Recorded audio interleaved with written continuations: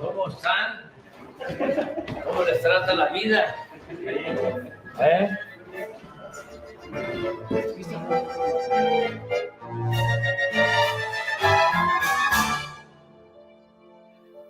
Y estamos aquí en el Chamuco TV, en el Averno, y quiero decirles pues que es un honor estar con ¿Con quién? Pues, ya saben quién. Y Con Rafael. Rafael 2. Rafael 2. ¿Ah? Y José. Y José. Lamentablemente yo no me llamo Rafael. No. Afortunadamente. Pues bienvenido, o más bien nosotros espero que seamos bienvenidos aquí. Gracias. Siempre le damos la bienvenida a nuestros invitados al Averno, pero pues ahora muchas gracias por recibirnos. Hace exactamente 3 años, bueno, el próximo 22, hoy es 20 de junio, estamos grabando el 20 de junio. El 22 de junio se van a cumplir exactamente 3 años. No sé si lo vas a recordar, un desayuno que tuvimos donde estaba Antonio Helguera. Sí. Nos acompañó Helguera. Y Helguera te invitó al programa. Sí. Y tú como que lo pensaste un poco y dijiste, sí voy. Y bueno, 3 años después. Sí, pues, ahora se está cumpliendo. Sí, me acuerdo que le regalé un trenecito. Así es. El Tren Maya. Sí, porque le encantaban los trenes. Sí, así es. ¿Verdad? Así es. Salió contento. Pero le diste el juguete que le gustaba. Sí. Oye, yo te queremos hacer toda una serie de preguntas. Mira, la historia en principio es la gran maestra de la política, de ahí es de donde todo el mundo aprende, ¿no? Y la historia nos había dicho, o nos decía, que la vía pacífica para una transformación estaba cancelada. Y el ejemplo de esto era Madero, ejemplo de esto fue pues, lo que pasó con Gaitán, ejemplo de esto fue lo que pasó con Arbenz, ejemplo de esto fue lo que pasó con Allende. Muchísimos ejemplos. ¿En qué estábamos pensando los mexicanos cuando decidimos hacer una transformación pacífica en este país? Yo creo que eso es de lo más valioso de este proceso, porque habían compañeros nuestros que no creían en esa vía. Además, con razón, porque en la historia de México las 3 grandes transformaciones se hicieron con las armas. Hidalgo y Morelos eran sacerdotes, pero tuvieron que recurrir a las armas, no había otra posibilidad. Juárez tampoco era belicista, ¿no? Y tuvo que optar por la guerra de reforma y luego la defensa del país cuando la intervención francesa. Y Madero era espírita. Así es. Pacifista. Bueno, le creyó a Huerta hasta el final. Sí. Hasta el final. Sin embargo, él llama al pueblo a tomar las armas. Y a ti te habían hecho 2 fraudes electorales y a Cárdenas 1. O sea, parecía que la vía estaba canceladísima. Sí. ¿Cómo es que llegamos a la conclusión de que había que hacer otro intento para llegar? Y además hacerlo de manera absolutamente democrática y con sus reglas. Con las reglas que ellos habían impuesto. Yo recuerdo que en el segundo fraude nuestro, el tercero, si se incluye el de 88. El 88, había quedado mucha decepción, ¿no? Mucho desánimo y gente seria, de convicciones, llegó a plantear de que había que buscar otras vías. Muchos se decepcionaron, se desanimaron, pero recuerdo un texto de el poeta Rojo, Sí, Enrique González Rojo. De Enrique González Rojo. Hablando de que no había posibilidad. 2012. Así es. 2012. Y yo escribí entonces un libro que se llama No decir adiós a la esperanza, para animar. Y puse un fragmento de un poema de Pellicer sobre Bolívar. Cuenta Pellicer ahí de que está Bolívar enfermo, estaban prácticamente derrotados, y lo llega a ver un amigo y le dice, ¿no? Esto como parte del poema. ¿Y ahora qué va a hacer don Simón? Y Bolívar estaba acostado con fiebre y abre los ojos y dice, triunfar.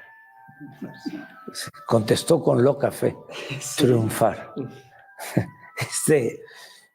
Y el llamado a, vamos, hacia adelante. Entonces, por eso muchos no pensaban que se podía llevar a cabo una transformación pacífica y mucho menos profunda. Sí. Porque, bueno, sí puedes ganar, pero sí, nada más. Pero no te van a dejar. No hay mucho margen, ¿no? O no vas a poder cambiar muchas cosas. Si ganas en los términos de ellos, entras limitado, ¿no? Sí. Pero sobre todo, todo en contra. Los medios de comunicación, las mentiras, la manipulación mediática, el silencio colectivo, la descontextualización, que es lo que sigue pasando hasta el momento. ¿Cómo batallar contra todo eso? ¿Cómo lograr? ¿Cómo se logró? Bueno, porque la historia de México es algo especial. Yo sostengo que el modelo nuestro, el humanismo mexicano, tiene dos pies, ¿no? Dos cimientos, dos puntales fundamentales. Uno es lo cultural. Eso no está bien analizado, estudiado. Por cierto, ahora que me voy a retirar, a eso me voy a dedicar, porque nosotros tenemos una tradición cultural excepcional. Somos herederos de grandes civilizaciones.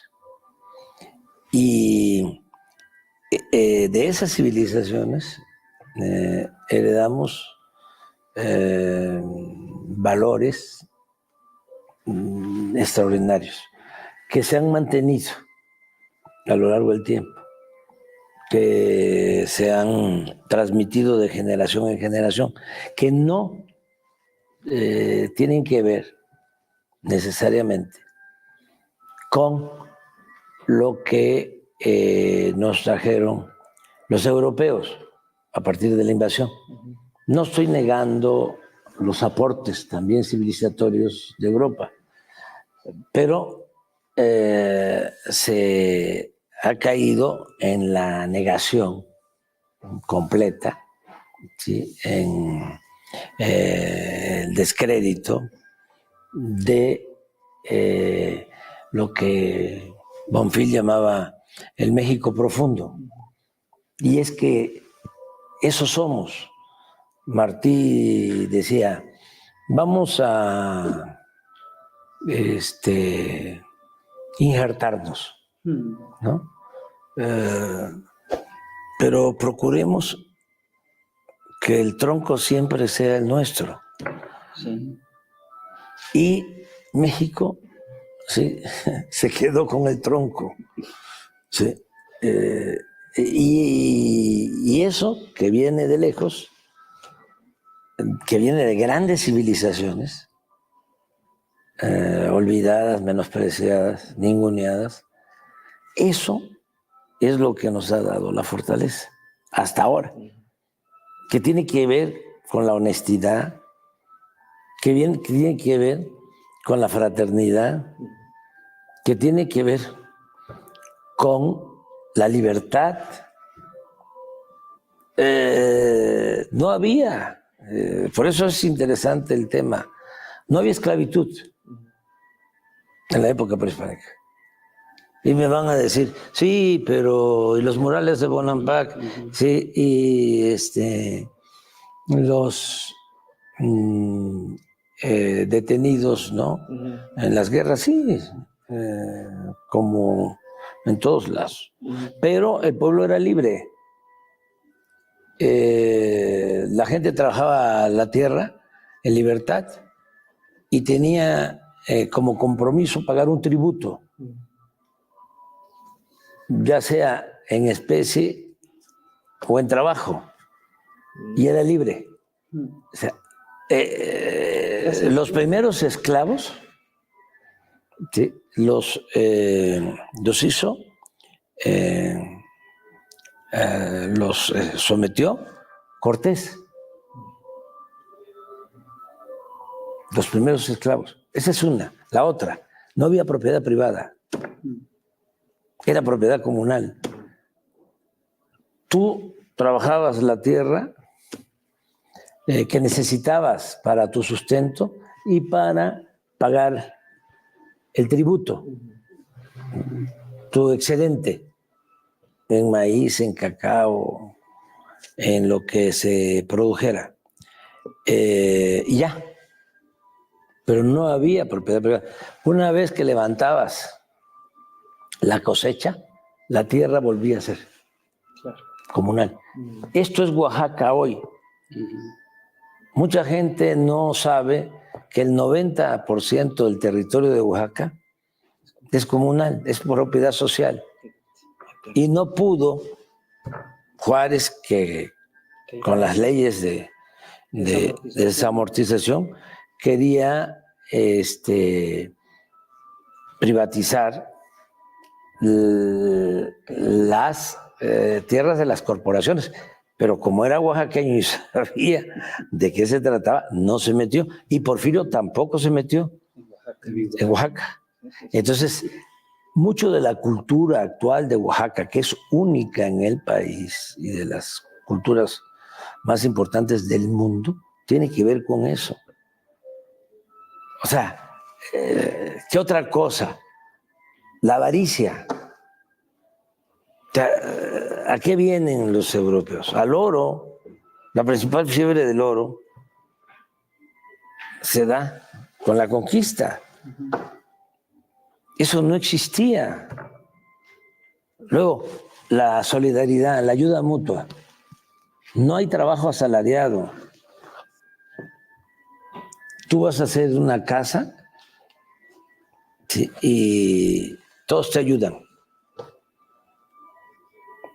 A la siembra todos te ayudan, a la cosecha todos te ayudan. Entonces, esa es una tradición, una costumbre que se mantiene. Entonces el mexicano es excepcional por eso. Eso es lo que nos protege. ¿Cuáles son los mejores trabajadores de la industria de la construcción del mundo?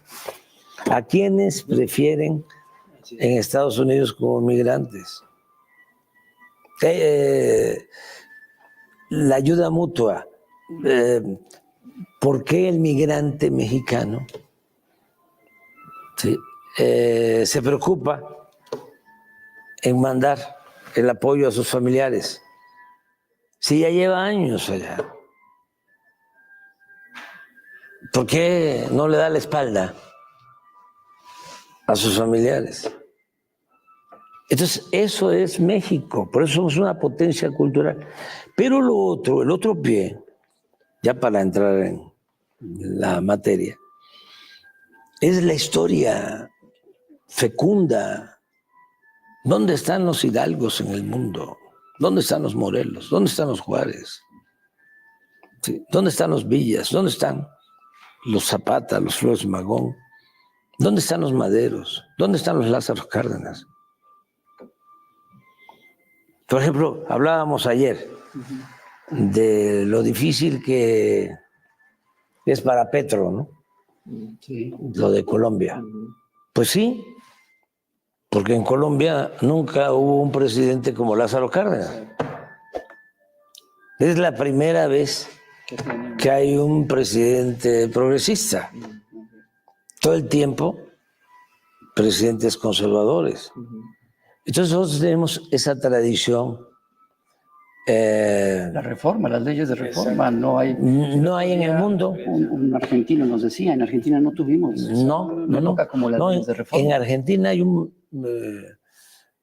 partida del presupuesto destinada a la iglesia. ¿Qué?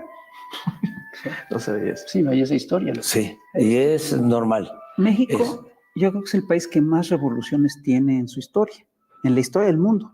Es decir, ha habido 5 grandes ciclos revolucionarios y México ha participado en los 5. Eso es increíble. Estuvimos en la Revolución de Independencia, estuvimos en las guerras de reforma, estuvimos en el ciclo de las revoluciones de independencia, en la guerra de reforma, en el ciclo de las revoluciones liberales, pues iniciamos el ciclo de las revoluciones sociales, participamos también en el ciclo de los estados de bienestar y ahorita estamos en el ciclo de las rebeliones antineoliberales, de la protesta. La pregunta que hay detrás de todo esto es, ¿de veras qué hemos aprendido de todo esto?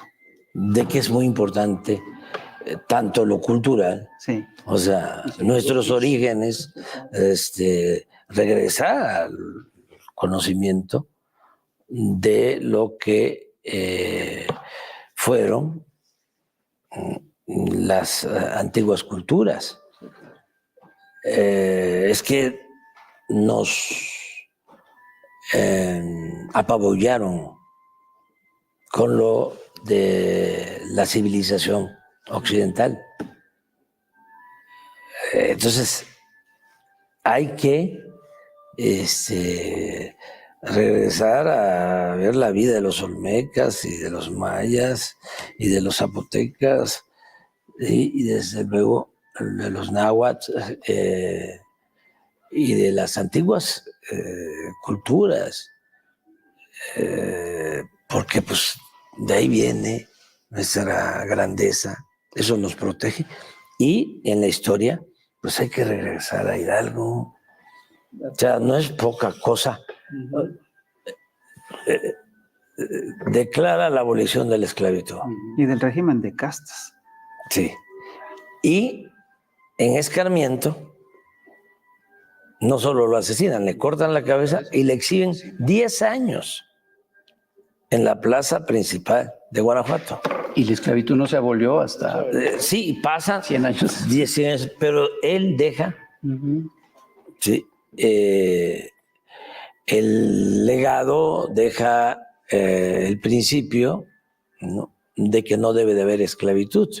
Y lo mismo Morelos. Se leen los sentimientos de la nación actualmente y es el plan. Es un texto muy visionario. Sí. Vigente.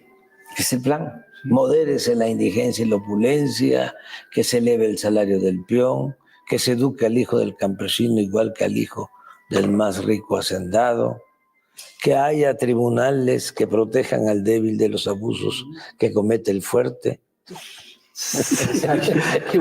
O sea, la reforma judicial ahí está en los sentimientos de la nación. Sí, y Juárez y Madero y el general Cárdenas, pues, regresar a eso. ¿Qué es lo que estamos haciendo? Sí, lo que les decía yo, el humanismo mexicano es eso. Es seguir fortalecer un curso de la historia, ¿no? Sí.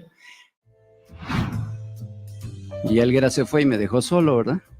Estas fueron mis primeras palabras en una presentación a la que fuimos invitados Helguera y yo en la Feria del Libro de la Alameda, organizada por la Brigada para Leer en Libertad el 11 de diciembre de 2017. Nos habíamos quedado de ver minutos antes de que empezara la plática, pero justo cuando subimos al templete lo perdí de vista. Por eso mi comentario. A los pocos minutos, Helguera me alcanzó y comenzamos el evento. 3 años y medio después, el 25 de junio de 2021, Antonio Helguera se fue y nos dejó solos. La carrera de Helguera como monero comenzó de forma meteórica. Tras poco más de un año de haber comenzado su carrera de caricaturista en la sección internacional del oficialista diario El Día, entró en 1984, a los 19 años, a trabajar a la meca de los moneros, La Jornada, sustituyendo ni más ni menos que al gran maestro Helio Flores. Y entonces, pues fui yo a llenar el hueco, lo cual todavía me pesa solamente de pensarlo. Es en La Jornada donde Helguera se formó, creció, se desarrolló y alcanzó la maestría en el oficio que marcó su vida, la caricatura política. En muy poco tiempo y durante las siguientes casi 4 décadas, sus cartones se volvieron indispensables para entender y desenmarañar la cultura de la política y del poder en México. Pues yo me formé viendo mucha caricatura política desde muy chico. Y lo que me di cuenta es que la caricatura te enseña, y te orienta y te educa. Y en un momento dado quise que mi trabajo tuviera ese mismo significado. Yo me daba cuenta que leyendo la prensa... El 12, que yo sí creo que siempre pensé que fue como una especie de depresión social, el hecho de que regresar el PRI después de la alternancia, con todo lo malo que tuvo, pero era alternancia, regresa finalmente el PRI. Yo recuerdo que lo comentábamos de, no hay manera, o sea, no se puede, nos hacen fraude, y si no es fraude, compran la presidencia. No, parece que no hay manera. Y yo me acuerdo que semanas después de la elección del 2012, comimos juntos en la casa de Helguera.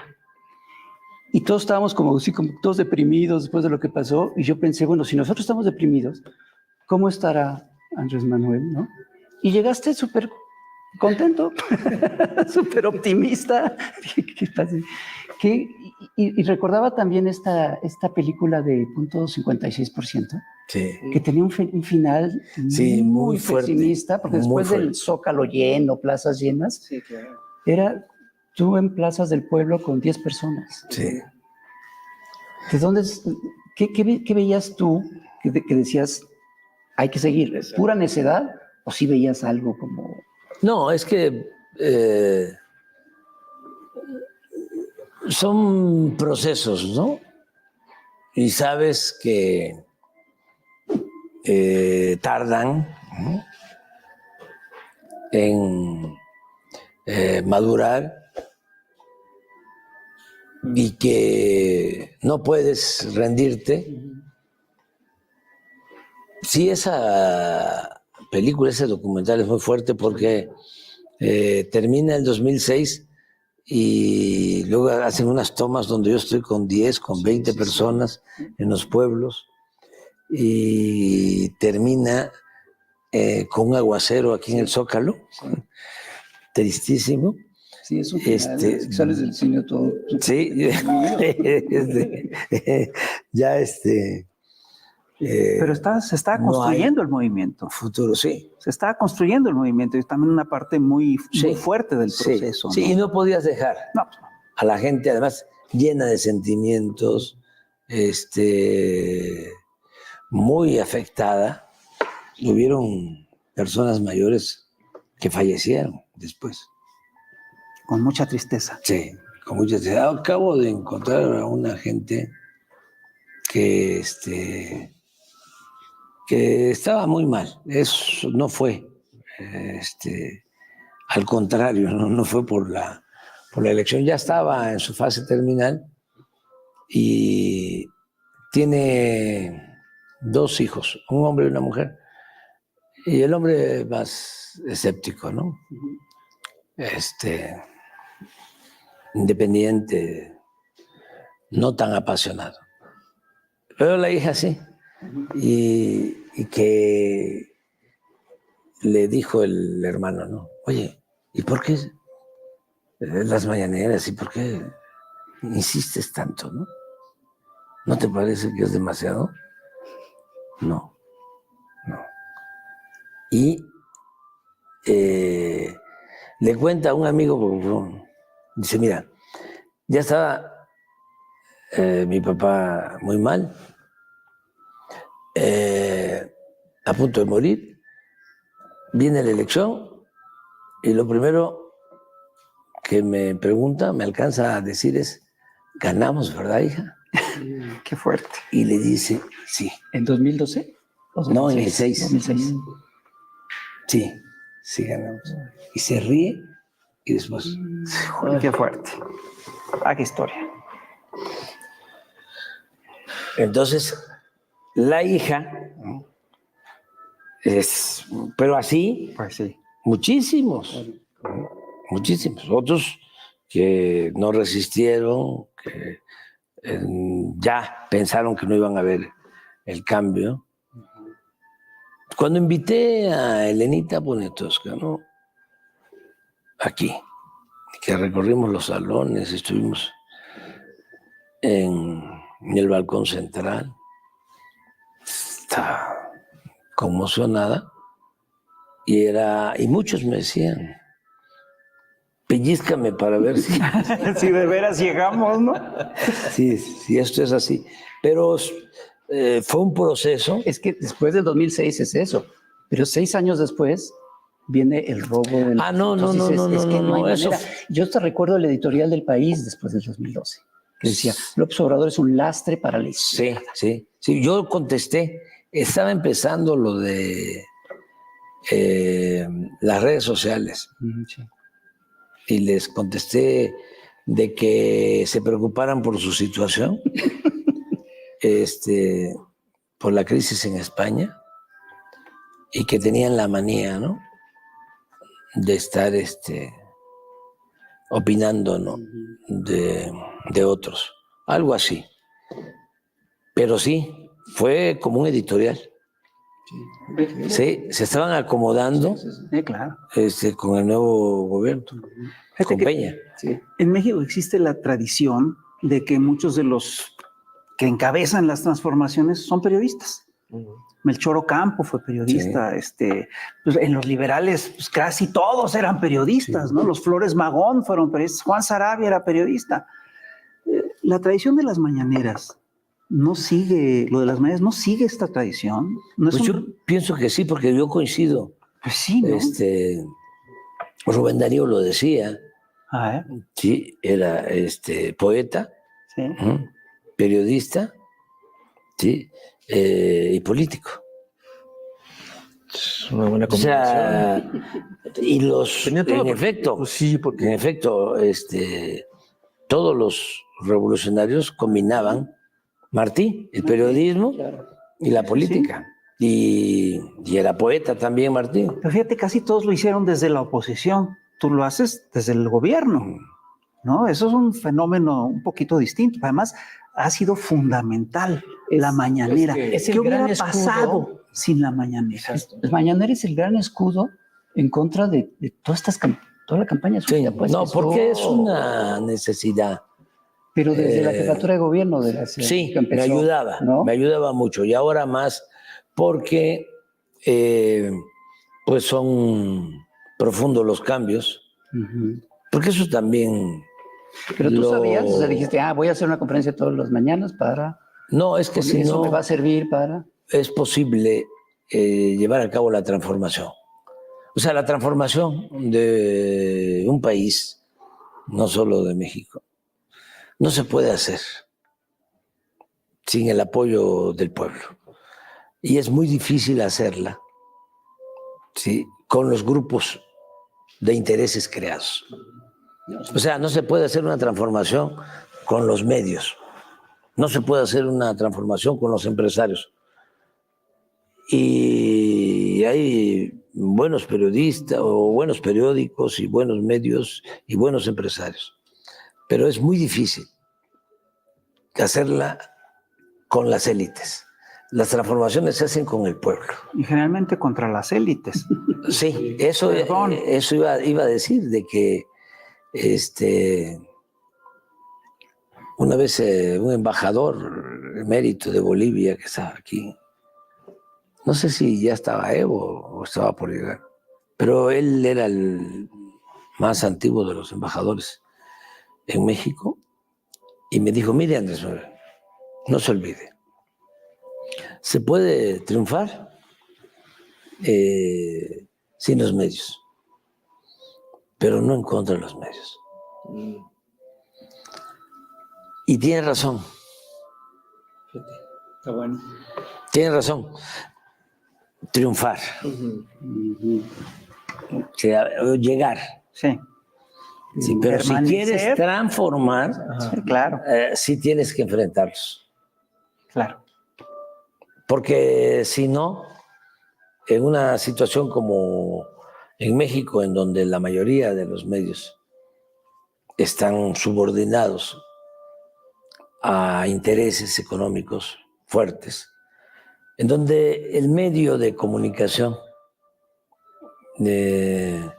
es la fachada. O sea, porque no es un medio de información el negocio.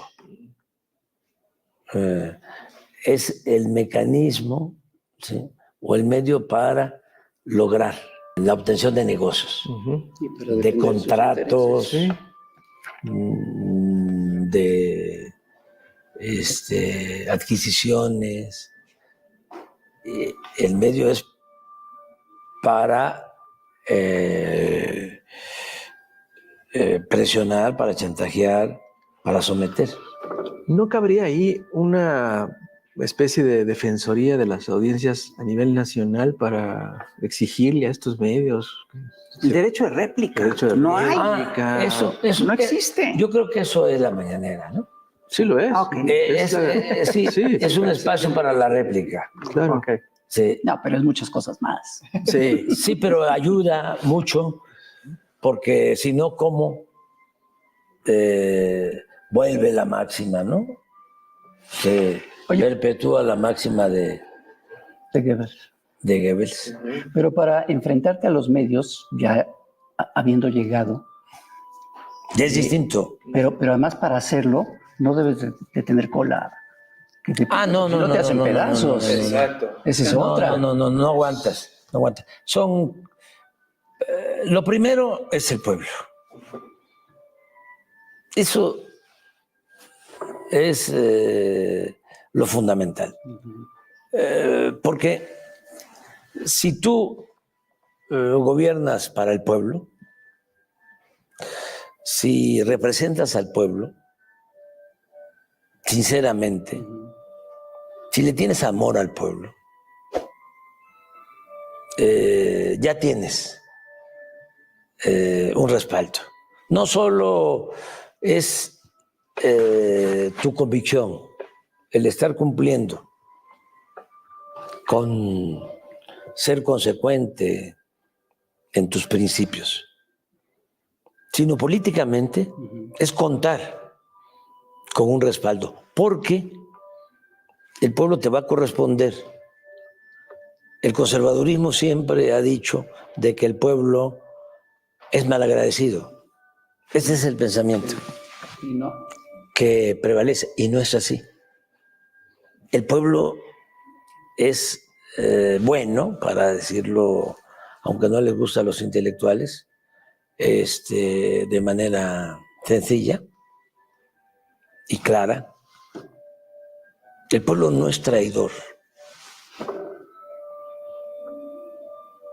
Y el pueblo pobre es menos. Y hay muchos ejemplos. Lo que pasó en Bolivia, cuando le dan el golpe de Estado a Evo, ¿sí?, se quedan callados los indígenas de Bolivia y estos, ¿no?, racistas que toman el poder, sienten que ya tienen, ¿no?, las condiciones para hacer una elección y ganar. Y esos que se habían quedado calladitos, cuando viene la elección, a votar por el mismo movimiento. Pero así, bueno, lo acabamos de ver aquí. ¿Por qué les cuesta tanto trabajo entender Pero lo que sucedió, de veras que no lo entienden. porque es otro mundo, Sí. porque ellos no respetan al pueblo, ya no hablemos.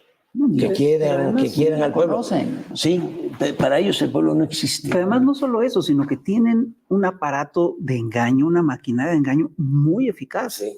¿no? Y fíjate, tú has dicho últimamente una cosa que a mí me ha llamado mucho la atención, que dice que si quieres realmente ayudar a los más pobres, tienes que pasar por una dosis de humillación. Sí. Y estas campañas de odio y estas campañas de difamación, etcétera, luego sí son muy, son verdaderamente indignantes, ¿no? Y ¿cómo le haces para aguantar eso? Porque tienes una causa Okay. superior y tienes que acostumbrarte a pagar una cuota de humillación. Hay cuestiones que duelen mucho, pero si todo, cuando gobiernas, no tienes una responsabilidad tan grande, todo lo internalizas, lo vuelves sentimiento, ¿sí? Y te angustia, Ya estás perdido. no duras. No duras, no aguantas. Claro. O sea, aquí le decía yo a una persona que quiero mucho hace poco, mira, porque lo que más duele son los muertos. Sí, claro. Eso es lo que más duele. Y hubo un caso no hace poco, y lo sentí. Sentí a esta persona angustiada, ¿no? No le dije nada hasta el día siguiente. Y le dije, mira, esto es muy duro, pero es así. Así va a ser. Y a lo mejor más duro. Pero además piensa lo que le pasa a los peregrinos que vienen a ver a la Virgen de Guadalupe y los arrollan. ¿Sí? Y pierden la vida. ¿Sí? Lo duro que es. Y ellos no le están haciendo mal a nadie, ni están provocando nada. Así es la vida.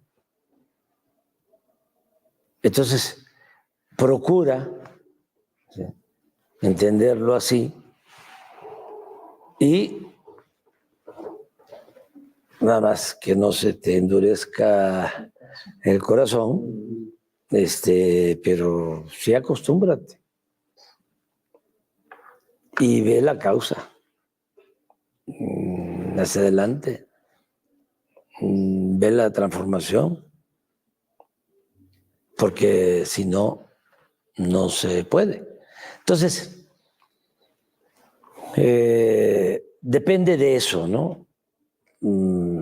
Y lo otro, pues tener autoridad moral, lo que hablábamos aquí. O sea, porque si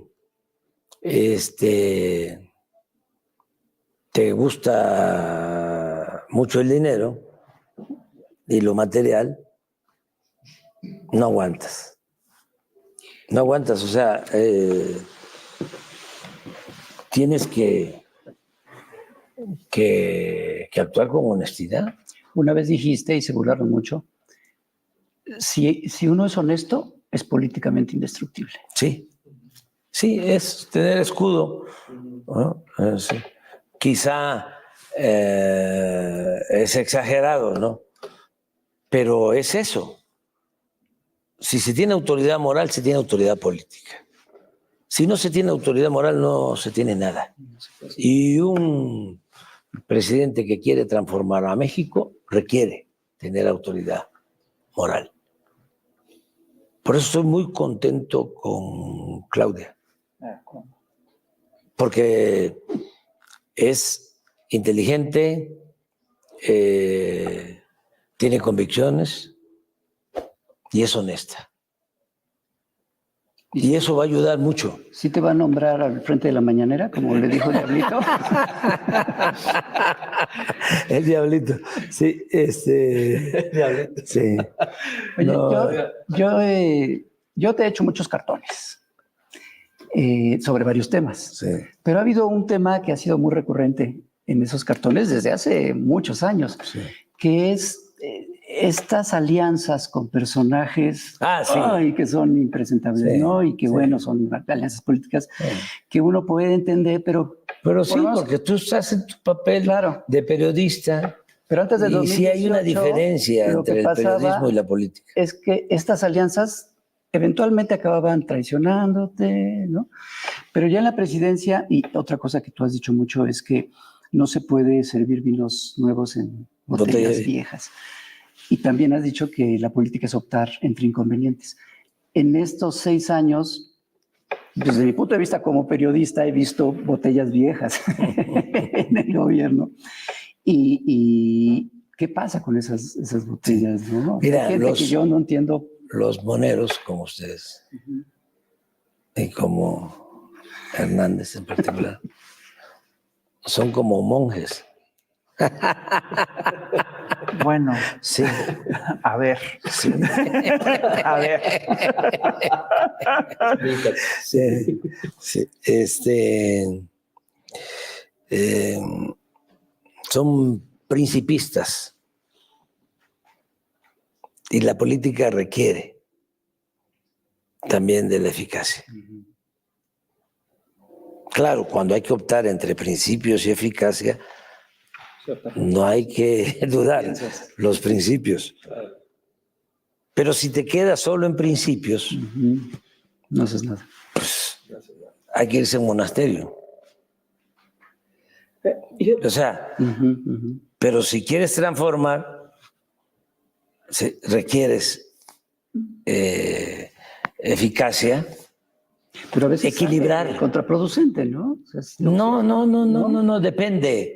Depende, es como la pasión y la razón, que también es política.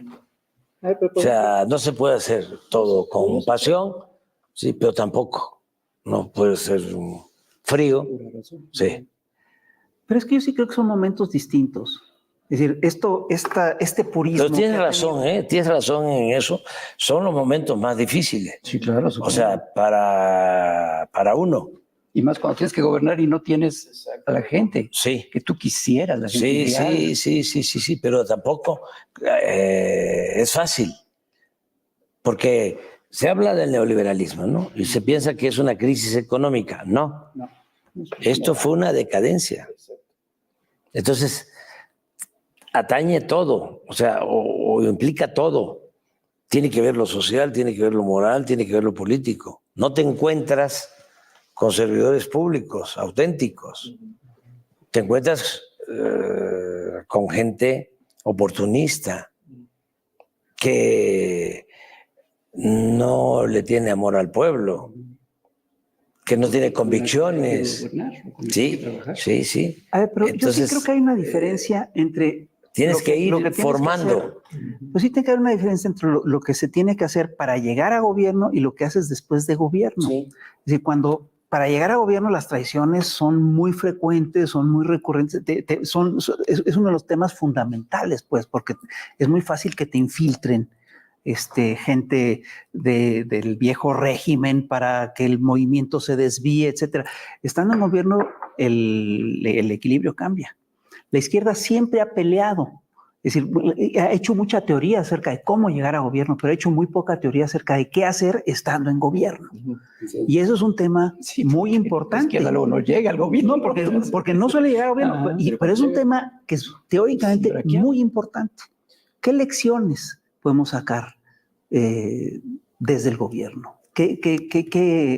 ¿Cuál es la diferencia que tú piensas? Lo ideal es ser consecuente. Bueno. Para llegar y en el gobierno. Eso es lo ideal. Bueno, hay unos que llegan y son consecuentes robando después. Pues, no, es que en la izquierda hubo un tiempo que se decía que para llegar al gobierno era como tomar y tocar el violín. Claro. Sí, que lo tomas con la izquierda, pero lo tocas con la derecha. Y ya cuando llegas, lo tocas con la derecha. Uf. Eso estaba muy de moda. Estaba en, o eso de que prometes, núcleo duro. Prometes no empobrece. Sí, sí. Por eso dicen que tú te la pasas en campaña, porque no entienden que realmente lo que uno dice en campaña, pues es lo que uno va a hacer. Entonces, estaban acostumbrados a prometer lo que fuera. Exacto. Y eso nos lleva al tema de cómo se le hace para dejar en buenas manos, no solo en buenas manos, sino qué se necesita después de que un dirigente como tú pues, se retira para mantener, para que sobreviva este movimiento, para que se refuerce, para que no caiga en viejos vicios. Bueno, ya se ha avanzado mucho. Aquí hay elementos buenos, ¿no? Primero, lo que hablábamos de la revolución de las conciencias. Que eso es importantísimo. El que se avance haciendo conciencia de manera colectiva. Que no sea solo una vanguardia la que toma conciencia para llegar al poder y transformar, sino que sea todo un pueblo. Ese es el fenómeno mexicano. Sí. O sea, porque aquí fue una politización masiva. Exactamente. Reforzada con las mañaneras. Sí, sí, pero venía de tiempo atrás. O sea, de muchos años atrás. Y ligada a su historia, a la historia del país. Muchísimo tiempo atrás. La que participó muchísima.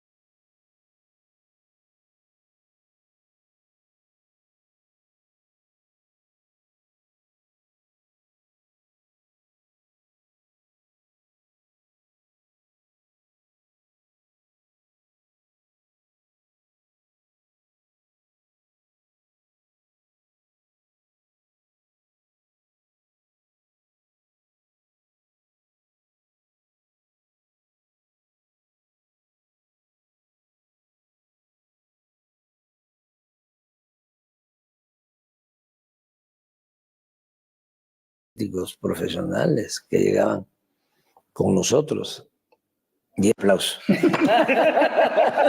Sí, sí, pero venía de tiempo atrás. o sea, de muchos años atrás. Y ligada a su historia, a la historia del país. Muchísimo tiempo atrás, en la que participó muchísima gente, millones de mexicanos.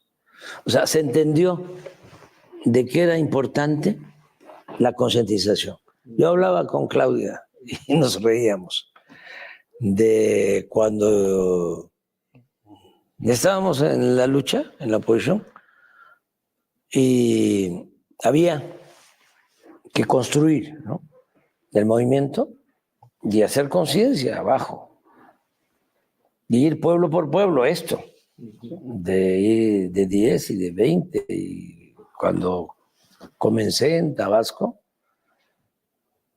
era el aparato de sonido, y 3, y 4, y 5, y cuando habían 20, 30, era un meeting. O sea, era un triunfo re bien. Y era subirse a los camiones urbanos a vocear y hablar ahí. Soy fulano de tal, ¿no? Y la gente se despertaba y entregar volantes y bajarse por la puerta de atrás y volver a la parada y volverse al otro. Y una de las cosas de las que me siento más orgulloso es que un camión, así, una arenga breve, que cada quien viene pensando en lo suyo, ¿sí?, me gané un aplauso. Eso, como dicen los veracruzanos, le zumba. Claro. Entonces, pero pasa el tiempo. Fue la semana pasada. No, eso fue a finales de los 80 del siglo pasado. Entonces, hablábamos con Claudia de que, bueno, nos ha tocado ir casa por casa a ver los candidatos. Hay que visitar 150, 200 casas diarias y no hay dinero. Es el volante, un morral, la gorra para el sol o el sombrero y los tenis. Y 150, 200 casas. Y le digo, ¿te acuerdas que tú entregabas volantes, ¿no? Sí, ella entregaba volante. Hay Como fotos muchos. donde está ella. Sí, como muchos. Bueno, digo, ¿y te acuerdas también cuando estudiosos, ¿no?, con maestría, con doctorado, o tribunos políticos profesionales que llegaban con nosotros y eran candidatos, y les decíamos, pues te toca esto, porque mira, así vas a ganar, porque la gente le va a caer muy bien que los vayas a visitar y que eso hay que cambiar esto, y les dejas del volante. No te tardes mucho, porque si no, no vas a cumplir con tu meta, no vas a acabar. Pues, siéntese, te voy a tener un simpatizante en la familia, siéntese, tómese algo. Y te quieren platicar y platicar, ¿no? No, es así, ¿no? Pero nos encontramos algunos que decían, bueno, sí, está bien, pero yo doy para más. No. ¿De veras? Sí, yo doy para más. O sea, como dicen, ¿cómo voy a ir? ¿Cómo casa por casa? ¿Cómo uno por uno? ¿Cómo? Entonces, esa mística, sí, pues sí, es indispensable, o sea, es fundamental. Entonces, todo eso fue generando un cambio de mentalidad y una politización que lleva a que hay millones de mexicanos conscientes. Mira lo que pasa con las revoluciones que nosotros queremos tanto, ¿no?, que no olvidamos. Como fue una vanguardia la que triunfa y el pueblo sigue pensando igual, se echa a perder la vanguardia y se acaba todo. Que el 2 de junio yo creo que fue, yo pensaba ese día, el 2 de junio, que ese día iba a ser una buena prueba de qué tanto sí hubo ese cambio de conciencia, sí, y qué tanto seguían siendo influyentes los medios. Sí. Y el resultado, sí, ahí está, ¿no? Sí. Fue un un referéndum, o sea, una consulta sobre el grado de conciencia de nuestro pueblo, ¿no? Y fue algo excepcional, excepcional. Y se consiguió la mayoría, y otra vez con sus reglas. Sí. Manera calificada. Entonces, contestando tu pregunta, continuar con eso, ¿sí? Que eso es muy importante. Luego, otra cosa, bueno, la decisión que tomó la gente, que es otro ejemplo. O sea, yo hubiese aceptado a cualquiera de los compañeros que participaron en las encuestas. O sea, yo estaba preparado para eso. Sí. Decidido a no influir, a que se acabara el dedazo. Sí, y que participaran. Y apoyar al que saliera. Y resulta que la gente supo. Y la gente supo, porque hubo algunos... Supo, o sea, supo hacerlo, bueno. Pero luego lo decide el pueblo. Sí. Entonces, ¿cómo es que dudas sobre la sabiduría del pueblo? ¿Cómo te atreves ¿sí? a pensar que el pueblo no está preparado para la democracia? O sea, necesitas estar muy perdido, muy enajenado. Entonces, la gente, el nivel de conciencia de la gente, en este caso, una muy buena dirigente va a ser una muy buena presidenta. O sea, eso me tiene muy contento. De todas formas, hay algo en lo que ustedes pueden ayudar, sobre todo tú, que ya lo estás haciendo, has venido ayudando mucho. Hay que seguir imprimiéndole principios al movimiento, porque eso es lo que protege. Y más van a venir. Eso es porque es muy grande ya. Sí, claro. Es muy grande y es diverso. Se tiene que mantener el equilibrio Pues sí. entre principios y eficacia. Que no se vuelva pura eficacia, o sea, que no sea el pragmatismo, o sea, que no sea la lucha del poder por el poder, ¿no? Lo que termine por imponerse, porque se acaba. Se acaba. Entonces, sí es importantísimo la escuela. O sea, no estoy pensando en solo en las aulas. Sí. La formación. La formación. Pero los jóvenes. Sí, aquí hay una cosa que me preocupa. Los procesos de transformación son por su propia naturaleza muy frágiles. Se pueden echar a perder por muchas cosas. Por traiciones, por contragolpes, pero también se echan a perder porque son producto de contradicciones muy serias y las propias contradicciones lo echan a perder. La única manera que hay para salvar esto es efectivamente la formación, ¿no? Es lo único que queda. Sí, y no es fácil. No. Porque es mucha la tentación del poder. Sí. Así es. Dinero. O sea, el poder se dice obnubila, ¿no? En mi barrio le decimos de otra manera, pero bueno. Obnubila, o sea, atonta a los inteligentes y a los tontos los vuelve locos. Entonces, si no hay principios, si no hay ideales, entonces eso es lo que se tiene que hacer. Y no es fácil porque hay ejemplos de gente consecuente durante mucho tiempo y de repente, por el poder. Ocurre que la misma izquierda traiciona. Por el dinero. Pero la gente sí lo tiene muy claro. Ahorita que dijiste de la encuesta interna de Morena para decidir. Habían participantes, pues muy famosos que uno creería que estarían, y la gente sabía quién era parte del movimiento y quién no tanto. Y los resultados sí fueron. Sí, pero en general, o sea, acá triunfa, vamos a verlo en lo cuantitativo. Creo que el promedio del triunfo en la interna de Claudia fue como 8%. Pero el promedio de triunfo en la constitucional fue 30, ¿no? Sí. Ahí nomás.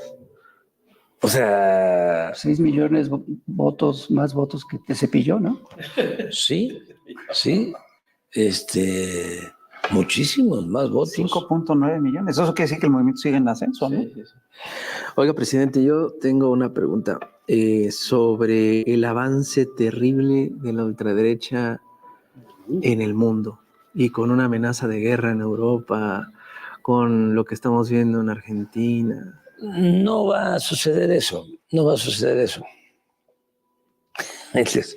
Les voy a dar una exclusiva. A ver, venga. Me parece muy bien. Yo hablé con la presidenta electa, he estado platicando. Ahora estamos saliendo juntos.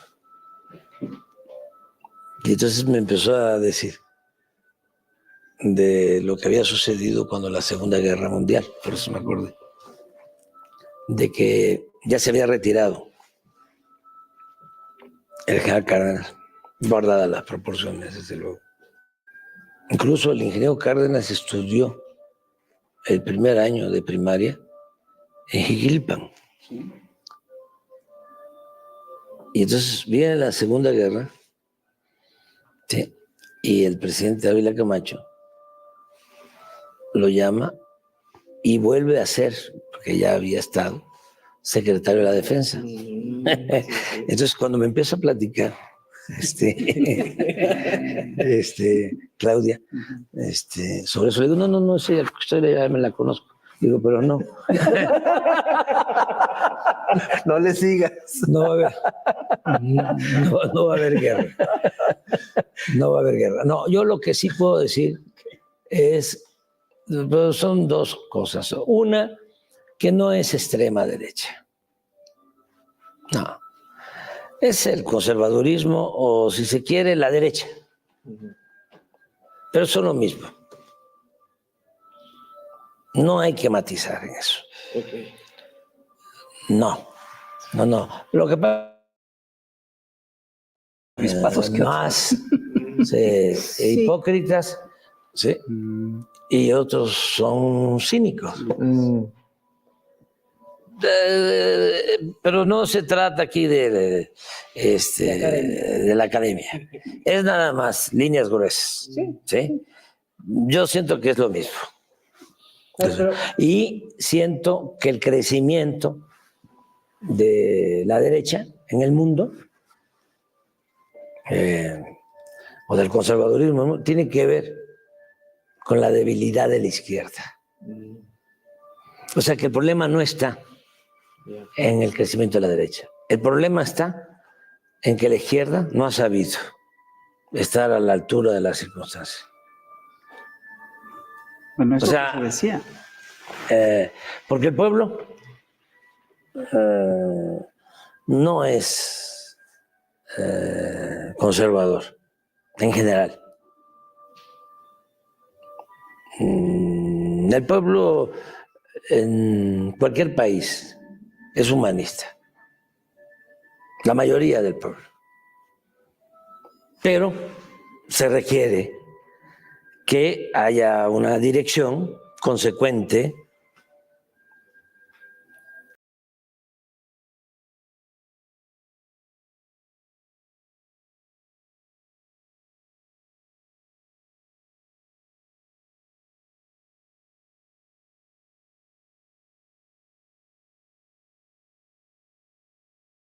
lo que se representa.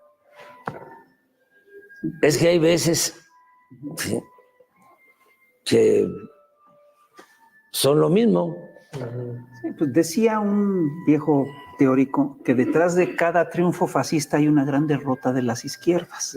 Ahora, yo sí creo que hay diferencias entre las derechas. Ya sé que por tú supuesto. vas a... Ya sé. Así. No, pero yo sí creo que estamos enfrentando una ultraderecha, además, con unos ribetes neoliberales brutales y ya con tintes fascistas, etc.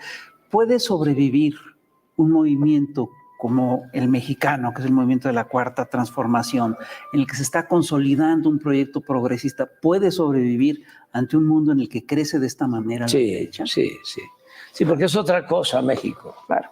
Por lo que hablamos de la historia, por lo que hablamos de la cultura. Sí. Una vez, un amigo que vas a recordar, Pepe Barberán, me platicó que, ya ves que él, pues, es especialista en encuestas, en estas cosas, me platicó que en las sociedades del mundo en general se repetía como unos porcentajes entre la gente, ¿no? Y era un 15% de gente muy solidaria, otro 15% de gente muy conservadora y un 70% muy grande de gente indiferente. Que fluctuaba. Sí, y entonces con ganarle un 5% a los indiferentes, la tenemos ganado. Creo que ahora le hemos ganado más de un 5% a los indiferentes, ¿no? Sí, pero yo creo que la franja no partidista, realmente no partidista, que se podría decir indiferente, no hay analfabetismo político. Todo mundo tiene que ver. ¿Sabes dónde sí hay mucho? Entre los analistas políticos. No, yo creo que esa es otra cosa. Es una nueva categoría. Esa es otra. No, pero sí, eso se logra reducir esa franja de indefinición cuando se tiene muy claro qué se propone. Sí. Y hay que reconocer que en eso la derecha o el conservadurismo han sido consecuentes. Ellos te dicen no al Estado, no a los sindicatos, no a la política social, ¿sí? No a la migración. Pero esto que acabas de decir del Estado es muy importante, porque el Estado puede ser la primera línea de defensa de los pueblos. Sí, pero ellos te dicen en su enfoque, o sea, que también es muy hipócrita porque ellos recurren al Estado. Como nadie, o sea, lo el Estado, sí, de eso viven. Sí, cuando fracasan, ¿sí? En lo financiero, ¿sí? Quien los rescata es el Estado, ¿sí? Pero no quieren que es un Estado benefactor, no quieren que el Estado reparta. Sí. Quieren la libertad del zorro en el gallinero. Claro, el Estado les garantice eso. Sí. Bueno, presidente, ya se nos acabó el tiempo. No, yo quiero hacer una última pregunta. Mi ego me obliga a hacer esta pregunta. ¿Qué opinas del AMLito? Qué bueno que me preguntas, porque es un pendiente que tengo desde hace muchos años. El poder decir, el informar, el que se conozca, se sepa de que tú fuiste el creador del AMLito. Así es. Porque eso no se sabe. Tú fuiste el creador del AMLito. Hoy estaba yo cuestionándote de que a veces dudabas, pero fíjate que es en eso que eres muy estricto, monje, ¿no? Y no te gusta, ¿no? El que lleguen determinadas personas, ¿no? Al movimiento, y dicen, bueno, ¿y cómo? ¿Sí? Y bueno, que yo no soy político. Sí, nada más que ni el agua bendita es químicamente pura. Pero era eso. Pero hoy te estaba yo cuestionando por eso. Además, tú me llevaste un día a el museo de Carlos. El Estanquillo, sí. El Estanquillo. Así es. Y me mostraste la caricatura de Orozco. Así es. De cómo Orozco era porfirista. Sí. Era antimaderista. No, pero era porfirista. Era porfirista. No, era porfirista. Okay. Era porfirista. Sí, lo que pasa es que, pues, ¿cómo vas a hablar tú mal de Orozco? ¿Haz así? No, bueno, ¿Haz así? bien, voy a Bueno, hablar ya, mal de Orozco. claro. No, Entonces, es peor. Estuvo en las revistas. Fue un activo muy importante de las peores revistas antimaderistas. sí. Eso fue. No es necesariamente que haya sido porfirista, pero eso es una mancha que tuvo toda su vida. Sí. Entonces, tan grande, como pintor, como muralista excepcional, ¿sí? Pero tuvo una época, ¿sí? Con esas características, esa caricatura, donde pone, ¿sí? A la patria narrada. Sí, pero pone a Porfirio Díaz como gigante y a Madero como un pigmeo. Sí. Ese era Orozco. Ese es Orozco. ¿Y cómo termina? Así es. ¿Cómo termina? Por eso no se puede juzgar sino hasta el final. El juicio histórico tiene que hacerse al final. Porque hay gente... Tengo que ser cartón diario. Sí. hay gente que fue inconsecuente, ¿no? Durante un tramo de su vida y decide, ¿sí?, ser de otra manera al final. Y lo es. Y al revés. Sí. Además hay gente consecuente y terminan... Pues, el caso de Pascual Orozco, ¿no? Sí. Es curioso porque la historia de México está llena de eso. Sí. Y la historia del mundo. La historia del mundo, sí, pero en el caso mexicano que nos toca muy de cerca lo vemos con mucha claridad. Sí. ¿No? Sí, entonces, este señor fue el creador del AMLito. Y siempre, ¿no? Siempre. Antonio, que lo recordamos aquí con mucho cariño, y Hernández, el FIS, Rafael, hoy me acordaba yo de los dos grandes maestros, de Ríos y de Naranjo. Sí, claro. Sí, y muy bien también Helio. Sin duda, sí. Sí, Helio. Y voy a mencionar a otra persona, ¿no? A Rocha. O sea, que también empezó con ustedes, nada más que él tomó distancia, ¿no? Pero ha sabido también ser consecuente. Ético. Y ético. Comparado con otros, o sea, de eso no se trata de eso, ¿no?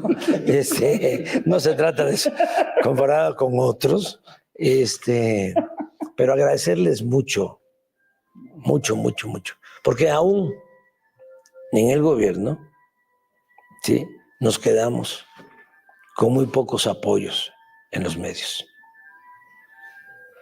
Es un fenómeno, porque ni al general Cárdenas le hicieron lo que a nosotros.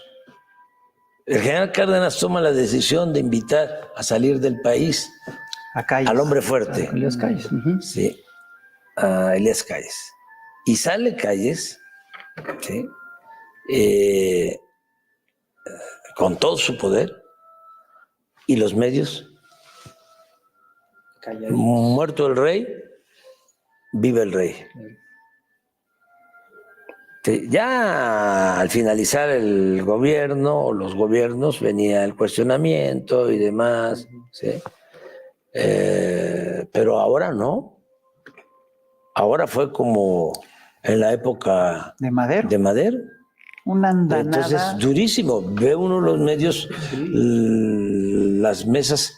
Aquí es excepcional, ¿no? Sí. Aquí mayoriteamos, sí, pero en todas nos han mayoriteado. O sea, en las mesas de análisis de las televisoras, de las estaciones de radio, ¿sí? Si acaso uno le dan chance, de uno 3 contra o de 5, de 9. El problema no es la crítica, sino la deshonestidad intelectual. Pues sí. Totalmente. Sí, sí. Que discuten tonterías, fake news. Oye, entonces ¿no es cierto que hay un túnel secreto que viene de Palenque a cada Palacio? No, pero fíjate que no está mala idea. No está mala idea. Muchos. O sea, es que hablando de calles, ¿no? El Maximato. Sí. Sí. A eso iba. Muchos dudan que te vas a retirar. Y Krause, no, intelectual, con sentido del conservadurismo. Yo creo que su gran defecto. Que acuñó lo de el Mesías tropical, ¿sí? O sea, ¿cómo aparece el Mesías tropical de nuevo en el altiplano? ¿Sí? por abajo. Sí. ¿No? O el hombre fuerte, ¿no? El caudillo, el cacique, el poder tras el trono. Va a ser muy difícil nos vamos a estar viendo posiblemente antes de que yo entregue el mandato, porque después va a ser muy difícil ya que nos volvamos a encontrar, porque sí voy a jubilarme.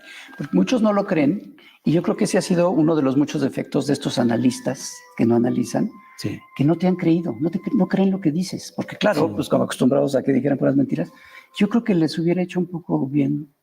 Sí, no, ¿creer? Que me crean sí. Para que... empezar por lo menos por creer. Que no se equivoquen. Independientemente de que estoy cerrando un ciclo, independientemente de que soy maderista, que creo en el sufragio efectivo y en la no reelección, independientemente de que me voy contento, una de mis satisfacciones mayores es el haber reducido la pobreza, ¿sí? Y muchas otras cosas, pero eso, independientemente de que me voy muy contento, agradecido con la gente, con el pueblo, al que quiero mucho, lo digo sinceramente, los quiero más que lo que ellos me quieren a mí. O sea, yo abrazo, lloro, me beso con mujeres y con hombres. Y veo llorar a hombres y yo lloro con ellos. Y es un amor fraterno, íntimo, auténtico. Bueno, además de todo eso, ¿sí? Y de lo que hablamos, que el relevo es extraordinario, creo que debe ser también un principio en el ejercicio de la política, el no tenerle mucho apego ni al dinero ni al poder. Y eso no solo aplica para el político, aplica para todos. Y usted es un ejemplo de eso. Porque yo a ti te invité a participar en el gobierno para que fueses secretario de Desarrollo Urbano. Y no quisiste, porque sí, andas en otra cosa. Estás muy contento con lo que haces. Y tampoco tienen dinero. No. Sí, o sea, no tienen ese propósito, sí, de lo material. Así es. ¿Y a poco no se vive feliz? Hombre, Se duerme. solo así, solo así, Sí, si no, qué chiste. Ese es el modelo alternativo, Así es. la nueva corriente de pensamiento. Y sobre todo para los jóvenes, ¿sí? Que no es el dinero la felicidad. Está citando La felicidad es estar bien con uno mismo, estar bien con nuestra conciencia y estar bien con el prójimo. Aquí está citando a Luis Alcaraz. El dinero no es la vida, es tan solo vanidad. Sí. No, y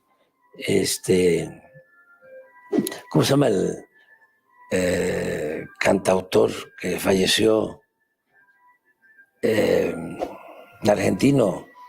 Alberto Cortés. No, otro. Que falleció en Guatemala. Cabral. Facundo. Facundo Cabral. Sí, pobrecito mi patrón. Piensa que el pobre soy yo. Sí, Facundo, me contó Silvio una anécdota, ¿no? Seguramente a ustedes, a lo mejor les ha pasado, pero a algunos, a mí sí me ha pasado. Cuando estábamos en la lucha y tenía que agarrar un avión para ir a Mérida, me encontraba yo con un conservador fanático y me decía, ¿y por qué no se vino un camión? No, pues fíjese que está muy lejos. ¿No? O sea, ¿por qué no se... Y una vez estábamos comiendo con Silvio en La Habana y le reclamaron. Y que porque estaba comiendo, ¿no? En un restaurante, ahí conmigo. Y le reclamaron. No le contestó nada a Silvio, no cayó en la provocación. Dice, me acordé, dice, que fuimos a Europa a unos conciertos con Facundo Cabral. Y entonces hubo uno que... ¿Y en qué se vinieron? ¿No? Y que Facundo le dice, pues fíjate que veníamos a caballo, pero se nos ahogó el caballo. Se nos ahogaron los caballos en el Atlántico. O sea, entonces, pues lo básico, lo necesario, ¿sí? Pero no más, ¿sí? No vivir para eso. ¿Sí? Muchas gracias. Muchas gracias por todo lo que han hecho en favor del movimiento. No, más bien, gracias. Sí. Más bien, gracias a ti. Sí. Sí, nos pasamos, ¿verdad? Sí, un poquito. Pero no le hace. Hay el plus de YouTube. Claro. Presidente, muchísimas gracias. Muchas gracias. Rafael. Muchas gracias. Mucho gusto. Muchísimo gusto. Y pues qué gran lugar, qué gran historia. Y yo no quiero dejar de decir que este es un libro de historia política moderna, tratado, ético. Y la verdad, muchas gracias, porque esto sí es, ahora sí que sí es para los jóvenes. Sí, que es en los que hay que pensar. Así es. En los jóvenes. ¿El futuro del movimiento está ahí? Sí. Ahora está participando mucho y muy bien. Muy bien. Ese es otro que la derecha no entendió, el cambio generacional. Sí, pero hay que darle consejos a todos, pero no tanto, ¿no?